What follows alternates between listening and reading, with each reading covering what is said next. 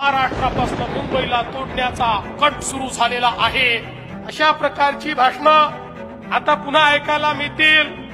मी त्यांना सांगू इच्छितो, तुमच्या मध्येही ताकद नाही आणि कोणाच्या बापातही ताकद नाही की मुंबईला महाराष्ट्रापासून वेगळं करतील।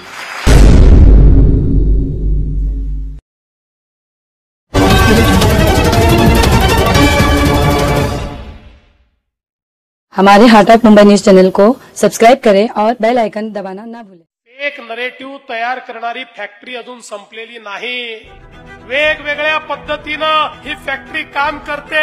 लोकसभेच्या आधी संविधानाचा विषय मांडून या फेक नरेटिव्ह फॅक्टरीने एक यश मिळवलं, पण त्यानंतर त्यांचं ते यश आपण हिरावून घेतलंय।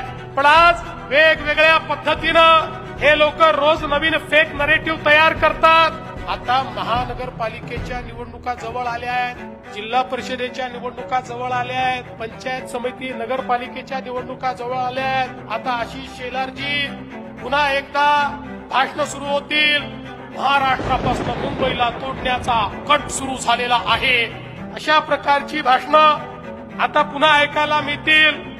मी त्यांना सांगू इच्छितो, तुमच्या मध्येही ताकद नाही आणि कोणाच्या बापातही ताकद नाही की मुंबईला महाराष्ट्रापासून वेगळं करतील।